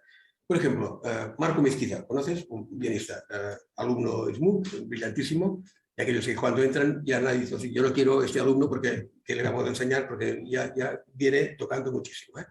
Con lo cual hay que buscar una forma de que aprenda otras cosas que no son las que él ya lleva haciendo. Marco Mezquita está por todo el mundo, tocando con muchísima gente, y es un claro ejemplo de una persona con una trayectoria personal. Hablo de él porque además yo lo descubrí. Yo fui a Menorca hace muchísimos años, cuando él tenía 14 años, en un curso que di y le dije, o sea, tienes que venir al SMUC, tienes que venir aquí porque tú eres muy bien, en fin, y que hay una relación personal muy importante. Pero es el caso de que una persona muy brillante, que compone, que toca con todo el mundo, que tiene una capacidad brutal sobre el escenario y que tiene éxito y que funciona. Miras, hoy estaba en Facebook mirando su agenda, está casi cada día tocando de un sitio u otro por España y por Europa. Fantástico. Él es un caso. O sea, no encontraremos Lluc Casares o encontraremos algún otro músico que pueda estar un poco a ese nivel, pero difícilmente. Conseguir esto ahora mismo es muy difícil. La mayoría de músicos se sustentan por clases. Afortunadamente, todas las poblaciones de nuestro entorno tienen escuelas municipales, con lo cual casi todas incluyen música moderna y jazz, con lo cual la gran salida profesional para el músico ahora mismo es la pedagogía. ¿Qué propone esto? Que seguramente los estudios de interpretación que damos en las escuelas no están pensados para crear profesores, están pensados para crear intérpretes. Con lo cual, en un momento u otro, hemos de cambiar, hacer un clic y decir, es que lo que vamos a hacer básicamente, como está haciendo en Europa, lo que vamos a hacer básicamente es pedagogos, gente que va a dar clase. Y esporádicamente, algunos funcionarán y tendrán un éxito. Pero ahora mismo es muy difícil, porque la verdad es que no hay contratación. Y los festivales importantes contratan los músicos internacionales, americanos básicamente, pero nunca se llevan a América los que funcionan aquí, creyendo, o menos yo pienso, que hay niveles muy parecidos. No hablo por mí, pero hay niveles. Marco podría estar en cualquier ciudad del mundo, de hecho no está, pero muchos más, hay mucha gente muy preparada. No hay esta estructura. Por lo tanto, ¿qué les queda? ¿Qué pueden hacer? Reproducir, es lo que dices tú. En casa todo el mundo tiene un estudio, tiene aparatos para poder grabar y para poder lanzar su música. Y compañeros que se prestarán a grabar y hacer lo que sea. Pasa que no va más allá, esto no camina más. No hay managers que nos lleven por los teatros internacionales, por los festivales. Los festivales continúan estando ocupados o por personas locales, digamos así, o por músicos americanos. Cada año te propone desde América, hoy lanzamos esta gira con, no sé, Chicorea, qué sé, ¿no? 4 nombres, que son los que van a funcionar por todo, prácticamente por toda Europa. Competir con eso es muy difícil. M'agradaria afegir, añadir un elemento, que igual, que és, el cas del Marco Mezquida, té un element, afegir tot això, que té un llenguatge propi. Bueno, claro, És a dir, sí que és veritat que a vegades hi ha la percepció de que, hòstia, surten estudiants molt competents en interpretació de l'Esmou mateix, però, hòstia, tots sonen igual. Sonen molt bé, però tots sonen igual. I quan trobes un que té un color que dius, hòstia, aquest són alguna cosa, el Marco ho té. O sigui, Marco té, el Silvio Pérez ho té. Sí, ho té. Són gent que quan entren al club ja dius, ostres, estem parlant ja de persones que venen amb una personalitat. A Nova York, digo yo, Nueva York creo que no les interesa un saxofonista de jazz que interprete Charlie Parker a 200 BPM, no. Tienen 300.000. Tindran millor segur. Però sí que, hòstia, aquest tio té una manera de tocar el saxo molt mediterrània, molt diferent, molt particular, influïda pel flamenc o per la rumba, és igual. I aquest color és el que diuen, doncs vine aquí a Nova York, què ens expliques? I crec que no hi ha tants, jo crec que és, crec jo, que és important que un músic veure la seva personalitat i a vegades ens fixem tots en els oficis que fem, en imitar models. I al final és bo tenir influències, però trobar la personalitat pròpia. I això jo crec que és el que pot aconseguir obrir mercats on no n'hi ha. Ara, per fer això és veritat que has de tenir un talent, no tothom sap. Jo que de començament, jo he batallat tota la part meva de pedagogia, he batallat sempre per això, perquè la gent tingués un so propi. Perquè està clar, pots tocar estàndards, n'hi ha moltíssima gent que ja ho han fet, serà pràcticament impossible superar el que ja està fet, i en tot cas, a mercats internacionals hi ha moltíssima gent. Jazz europeu té un segell propi i, per tant, també hi ha molta gent que ven els seus productes perquè té una manera molt especial i la Mediterrània tindria una altra, perquè, per tant, aquí tenim totes aquestes possibilitats. Ara, ens falta aquesta cohesió de com vendre tots aquests productes. I a part d'això hi ha un tema econòmic molt important, que no hi ha diners com per pagar totes aquestes coses. La música es fa tocant molt, tocant l'escenari. Si no fas gires... Si no canta, sí. Si no pots tocar i estar a casa és molt difícil. Tenías más. Sí, es que por eso decía lo de la industria, porque mucho artista y poco manager y persona que vende a los artistas. Al final el intérprete no aprende a gestionarse a venderse. Aunque vea clases de business, pero... Esto... Más demanda de artistas hay muchos. Hay más de oferta que demanda. Entonces, que unos mejores que otros. Y en Berkeley, en América, paralelamente estudian música y estudian management. O sea, ellos saben cómo venderse. Pero aún así es muy complicado. Es muy difícil que tú te levantes por la mañana y llames al ayuntamiento. Pues me interesaría tocar en un festival tal o en una programación que estáis haciendo, porque tú mismo venderte es como muy complicado. Un manager te puede vender, pero si ya para ti ya es difícil ganarte la vida, un manager que va a cobrar un porcentaje de lo que tú cobras, resulta, es muy difícil. Porque todos pensamos, ¿por qué no hay managers? ¿Por qué no alguien? Bueno, porque a veces yo mismo he tenido oficinas de management, pero claro, es que van a remolque de lo que cobras tú, unos cuantos, evidentemente. Ellos tienen la posibilidad de vender en un mismo día muchos conciertos, pero... a la que no hay programación, a la que no hay público, otra cosa que no hemos sabido generar es generar público. Sí, pienso que va ahí, ¿no? O sea, siempre hay público para la música. Lo que pasa es que algo que tenemos que reflexionar todos en el gremio. Es un tema de sociedad, no solamente ni de escuelas ni solamente político. Es un tema entre todos, hay que sacarlo adelante. Si no, esto se ha ido ya a flote. O sea, realmente esa profesión o se reinventa o encuentra una forma distinta o no hay forma de salir adelante. Y en el caso de la pandemia ya ha sido 2 años que ha sido sin nada, para la gente está siendo muy duro.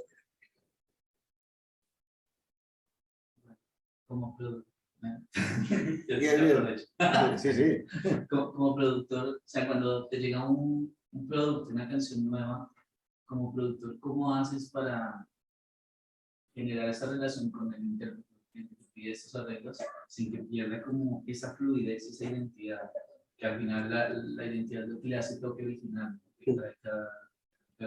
¿Tú cómo abordas esos procesos en las decisiones? De hecho, es la parte más difícil y más importante, y la que te quita el sueño más horas. Yo antes decíamos, en el año 75 que hice 5 o 6 producciones en un mismo año, y para que no suene igual Luis Llach que Raimon, que María Mar Bonet y que no sé quién más, es complicado. Tienes que meterte mucho en la piel del cantautor en este caso, del producto que quieres hacer, a quién va destinado, qué es el lenguaje, cuál es el mensaje que quieres producir, y buscar ese sonido, estos músicos, estos arreglos. Es mucho pensar cuál es el producto final, dónde va a parar. Y esto, como siempre, si está bien pagado, te puedes dedicar muchas horas. Si no está bien pagado, pues grabas en 3 días, escribes los arreglos en una semana. Y bueno, un poco el camino de este país ha sido muy complicado en ese sentido. No se ha tenido la posibilidad de hacer grandes producciones en este terreno.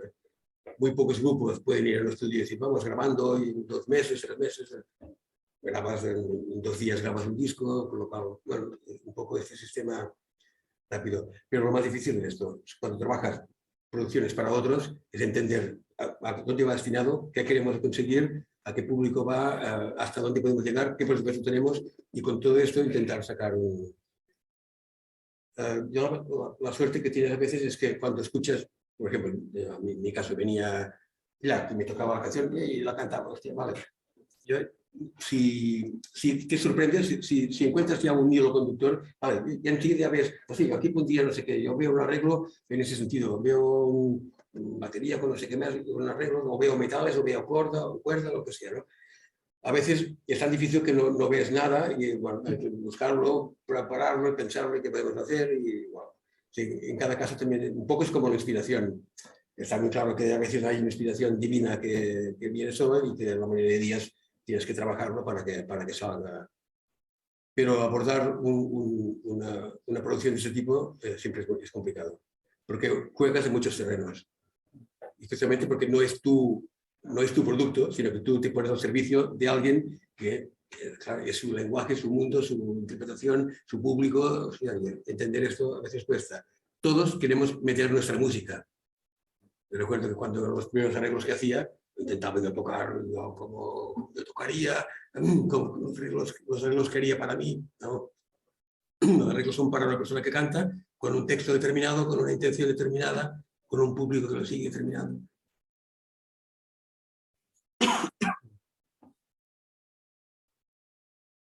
¿Qué més? ¿Cuál es tu influencia pianística? Así, digo, es 2. ¿Cuál es tu influencia pianística? ¿En qué estás ahora? O sea, ¿en qué está tu cabeza musical ahora de exploración artística tú? No en lo pedagógico, no unía, bueno, esas son formas que al final se rompen y estás actuando, pero tú en qué estás. Que me parece súper interesante el trabajo que hiciste con Kingswood, que le conozco y a la Joana más, y bueno, les conozco personalmente. Y claro, sí que he escuchado el título, es una pasada.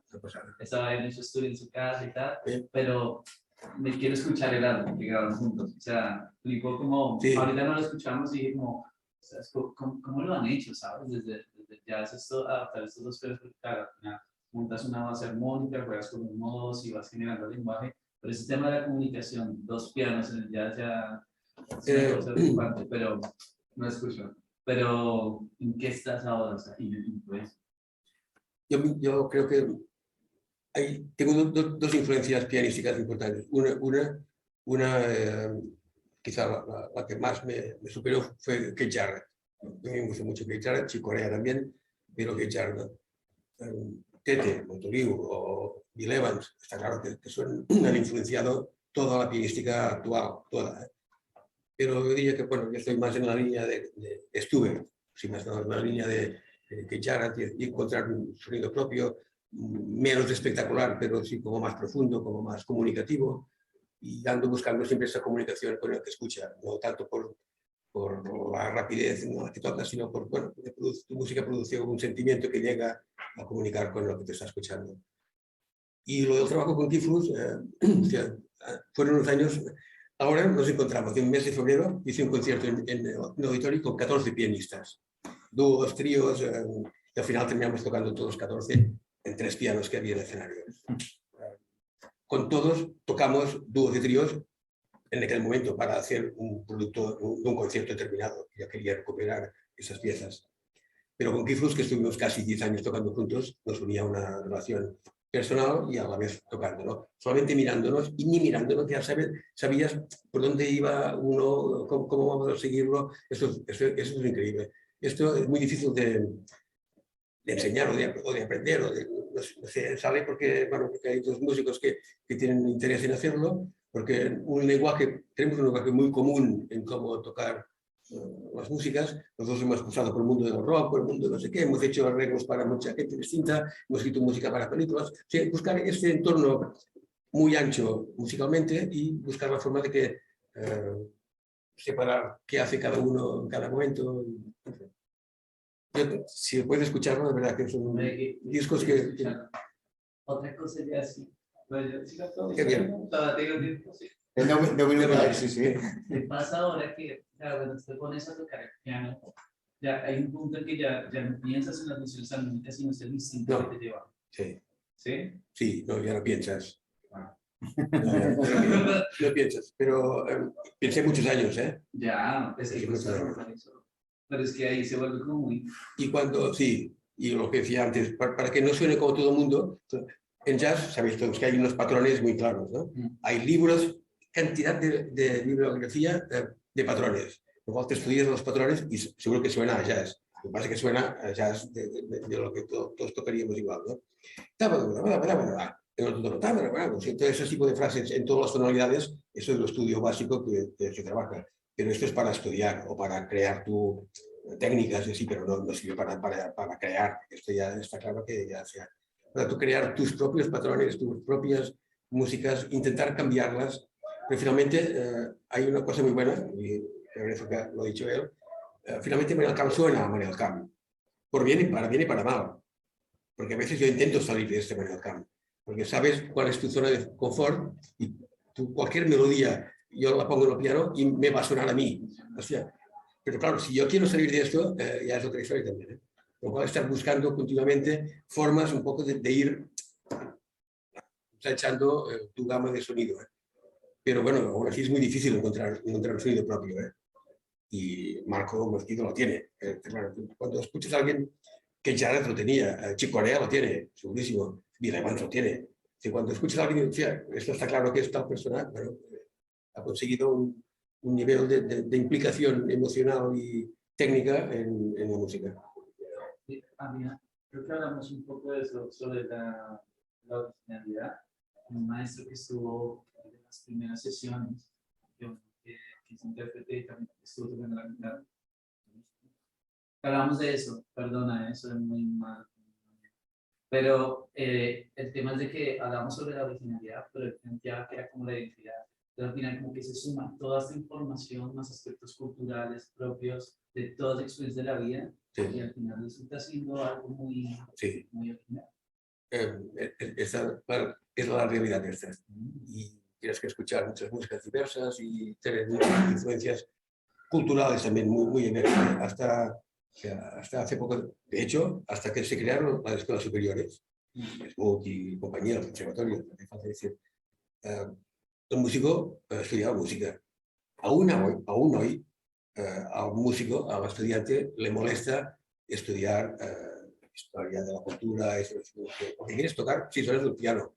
O sea, esto no da para más. O sea, tocarás mucha técnica, tocarás muy bien, pero esta formación humana, humanística, humana, sensible, se aprende viviendo y con muchas historias. Yo soy un defensor totalmente de los estudios superiores, que haya todo tipo de asignaturas distintas a la interpretación. Si solamente quieres estudiar un instrumento, hay escuelas o profesores para trabajar todo este instrumento. Pero esta formación completa, digamos así, yo creo que he dado a los músicos, los creadores, por eso tenemos unos creadores tan amplios, no solamente porque técnicamente han avanzado, sino porque hay todo un pósito de cultura, de humanismo, de sensibilidad. Crear esa sensibilidad es muy difícil. Es muy difícil, es lo más difícil, porque crear técnica y estudiar 6 horas de piano, si yo tocara 6 horas, o sea, seguramente tocaría. Son de las pocas escuelas que hacen música moderna. Pero no, y en Musiquene, en el País Vasco, por ejemplo, en Madrid no ha conseguido. El Real Conservatorio. Sí, claro, ¿cómo ha sido esta relación tanto de conservatorio que trabajan más de otro clase, con todo esto más ya música moderna? Sí, esto daría para otra sesión. Porque Sí, ya no, es muy complicado. No solo pasa en Barcelona, en Cataluña, sino pasa en todo lado. Pero los conservatorios también dan música moderna, los que tienen. Madrid no ha querido, el Real Conservatorio Superior no ha querido poner el departamento de jazz. Podría tenerlo perfectamente. Lo que pasa es que yo tengo ahí un conflicto porque en la voz, claro, se percibe el canto moderno desde la técnica para cantar ópera, y es muy diferente. Entonces ahí sí que hay un discurso que ha pasado, se cogen, digamos, diferentes escuelas como que te dan cosas de folclore, pero cantado en técnica de clásico. canto. Sí, sí. No puede ser, está claro. Pero bueno. Es un tema muy complicado. Sí. Cataluña, Euskadi, Mallorca, por ejemplo, propusieron crear escuelas superiores de música, no conservatorios. Solamente ya porque el título ya predispusiera Connotaba, sí, a hacer cosas distintas. Tiene sus pros y sus contras. Estas escuelas, los profesores no son catedráticos, no tienen las ventajas que podrían tener los que trabajan en la administración. Funcionarios, son funcionarios, por tanto dependes de que los alumnos se apunten para que tengas horas. ¿Sí? ¿Me explico? O sea, nosotros queríamos que no hubiese poltronas, de forma que una persona entra en un conservatorio y tiene de por vida, eso tiene cosas muy buenas, porque la persona, si está interesada en hacerlo, sabe que tiene allí su trabajo toda la vida y puede estar trabajando sin tener que sufrir. Cuando no son funcionarios, cada año hay que buscarte la vida. Si vas a hacer tantas horas, no haces tantas horas, no hay tantos alumnos, no hay... ¿Me explico? Que tiene las dos vertientes. Por lo tanto, termina siendo ni bueno ni malo. No sé cuál modelo va a ser el mejor. Pero en todo caso, las 3 escuelas que no son conservatorios oficiales, digamos así, y las plantillas de profesores oscilan, tienen más dificultades en ese sentido. Y terminan por crear a veces menos centro pedagógico, porque la gente está pensando en tener horas, y si no los puede cubrir allí, los tiene que hacer en otra escuela. Sí, me explico. Y en cambio, en los otros lados tienes la silla asegurada, y bueno, si quieres decantártela, te puedes decantarla. Es un poco la dicotomía que hay en estos momentos en estas escuelas. Sí.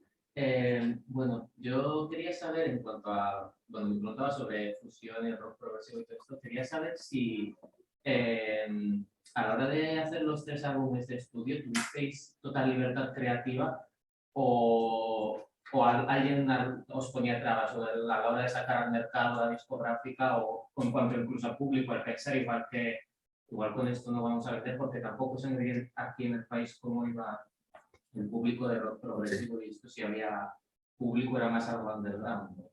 Era underground. Sí. Sí. En algún punto se llegó a generar bastante una moda, digamos así. Hubo un par de proyectos muy importantes. Festival Canet Rock 75. Sí, esto marcó una 50.000 personas, no sé qué había. O Granollers, el Festival de Música Progresiva. O sea, hubo un par de cosas que aglutinaron muchísima gente. Ahora, día a día, nosotros, claro, íbamos a tocar, Fusión tocaba en discotecas. Es imposible competir con la música de discoteca e intentar hacer aquella música. Con lo cual ya sabías que si no te mataban a la primera pieza, te matarían a la segunda. Finalmente, no volverías a aquel sitio. Cuando a ti te contrataban porque música progresiva. Cuando hacíamos de fusión, progresivo, bueno, quedaba... Es cierto que tuvimos nuestro público y se editaban los discos en Japón, en América, y pues aquí imposible ni encontrarlos. Por lo tanto, un culto hacia fusión lo encontramos afuera, no dentro del país. Y por lo tanto, fusión pasó como pasó. Pero nosotros conscientemente rompimos muchos moldes, demasiados, porque está claro, aún hoy escuchándolo dices, esto es imposible que puedas vivir de esto, está claro. Insisto, vivíamos de tocar música de baile los veranos en Ibiza. Afortunadamente fue la época hippie fuerte en Ibiza, entonces nos colamos allí como grupo. No nos ponían ni la discográfica ni nada, de total libertad creativa. Sí, perquè ja entendien... Us pagaven l'estudi? Sí, sí. Dius, tens 5 dies per gravar? Sí, nos daban días de estudio y... Cuidado, estuvimos grabando con una discográfica que se llama Belter, que era la discográfica que hacía toda la pachanga y todo... ¿no? Pachanga, no sé cómo digo. Sí, pachanga. Era la discográfica menos posible de que hicieran cosas de calle cultural. Por decirlo. Nos cogieron como, bueno, esos chicos hacen una cosa distinta, rompedora. El director era un músico que a mí me quería muchísimo y pues, igual, ¿qué vais a grabar? Esto. Ya está, grabamos esto. Todo el mundo sabía que no vendríamos nada, por lo cual eran 3 días de estudio que les costaba a ellos, que tenían su estudio allí, digamos, y su impresa, y su impresora, y su lo que sea. ¿No? Para ellos era un coste muy pequeño. Y nosotros nos permitía tener un disco, como, bueno, en aquel momento, tener un disco todavía era algo con el qual podies ir a intentar vender algun producte. Bueno, ara sí que pots guanyar la vida amb els discos de Fusion, perquè es paguen molt bé. Els discos originales se pagan muy bien. Sí, i a mi i tant, han tantos discos de 30.000 o 50.000 pessetes el disco. Sí. No, és que... Més coses? Jaume, no tinc res, No, però jo ho que deies abans del tema de la situació, de com que després de la pandèmia, sí, estava pensant en paral·lelismes en èpoques anteriors bastant anteriors, no?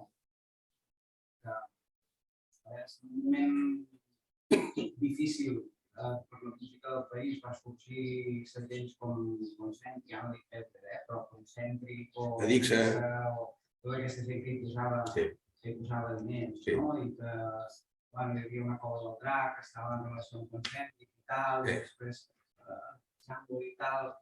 Celeste, Víctor Jou, això ha passat. Clar, avui dia penses, a veure, que tenim 3 clubs, 4 clubs que estiguin programant jazz normalitat i les trobades són bars on hi toca gent. Sí, ja està, és això. Aleshores, bueno, s'ha perdut el teixit. No m'ha figurat com els Barmoles, per exemple, avui dia. No hi és. Clar, qui juga diners per una cosa així? No. Jo crec que es juguen, però juguen en altres partides. Altres partides. Clar, és a dir, Joan Moles d'avui és Sant Pietro que porta èxits. I porta els catarres, i porta xarango, i porta... És el Joan Moles d'avui. L'únic que del focus no està la cançó d'autor. S'ha desplaçat a la música de Pachanga. No, la Pachanga, que és el que dona menjar. No, és a dir, si abans no va menjar la cançó d'autor, perquè és veritat que hi havia una demanda per una situació també social. Política, social... Ara el focus està aquí i el jazz està fora de focus. Escolta'm, això és catarres, companyia... I pets, per entendre's, sí, digníssimament, no és una crítica, simplement dic que els promotors, els Moles d'avui són uns altres i... Em refereixo que, a veure, una cosa és programar, què sé jo, un dia un estadi de no sé on, un altre dia una festa major de no sé on, que tocaran el pavelló esportiu i un altre dia, jo què sé, el teatre municipal de no sé on. Però la vida, diguéssim, diària de club, això és fumat. Sí, però, perdó, però diguem el que deia el Manel, és a dir, en un concert d'un grup de Pachanga, igual em menja molta gent. En un concert d'un club de jazz, hòstia, per molt ben pagat que estigui, és que ni el mànager es treure no et dona per res. No està pagat, és que és impossible. Vull dir, al final és un tema d'escala. Dius, home, amb un concert de quartet en un club, què em puc treure com a molt? Amb tot això, han de viure els 4 músics, més el mànager, més... Ara, en un concert de festa major, bueno, doncs si em diu 2 o 3, doncs igual puc muntar una empresa. Jo em refereixo que el plantejament, a veure, públic n'hi ha. Sí. Públic n'hi ha. Públic n'hi ha i ho demostra perquè dius festival de jazz a Barcelona. Omplen un auditori amb entrades de 50 euros, 60 euros. Normalment en figures de fora, El dia a dia que dius tu depèn del Jàmbore, que el Jàmbore hi caben 60 persones i per tant saps que poden pagar per música està entre 80 i 100 euros a la nit, que quan tu has anat allà aparcat, sopat i no sé què més, 80 euros en el millor dels casos, perquè l'altra cosa és que hi ha tanta gent jove, a més, boníssima, que hi ha un problema estructural molt bèstia. Que aquesta gent jove està cobrant 30 i 40 euros en festivals de jazz, perquè viuen a casa, els pares, per entendre'ns, i per tant no tenen problema. Però això que estan treballant ara ells, d'aquí uns anys, ells no treballaran, perquè cada dia, cada any hi ha noves fornades que poden anar a cap preu perquè són gent que està encara en edat formativa. Això és molt complicat, això. Això a l'estranger s'ha intentat limitar d'alguna forma. Limitar és una paraula que no m'agrada, però s'ha intentat estructurar, perquè si no ens mengem la pròpia professió. El caché ara per anar a fer un club està en 50 euros, 60 euros. Això és molt bèstia, perquè a la meva època eren 100, 150. Ara, per 30 euros pots trobar músics boníssims per estar en un festival de jazz, quan abans d'això eren 600 euros. No sé si m'explico, vull dir, amb 10 anys cap aquí, això que deia abans, els preus han baixat d'una manera tan bèstia que fa inviable que puguis viure d'això. I per tant afecta les noves generacions. I que encara que estiguin treballant ara ells en aquest moment, d'aquí uns anys aquesta gent també estarà al pari. Però sí, ens falta un teixit. Falta un teixit, això està clar. Un teixit industrial o econòmic, com vulguis. Sí. En Manel us ha de deixar que agafar un avió. Jo he d'agafar un avió o temps? Em sap greu, no sé si hi ha alguna pregunta ràpida o... Gràcies, ha estat fantàstic això. Sí? Jo pensava que seria molt avorrit tot plegat, però ho has portat molt bé, gràcies. No, gràcies a tu. Bueno, gràcies, Manel, per venir i gràcies per l'oportunitat de poder-lo portar i bueno, t'acomiadem un aplaudiment.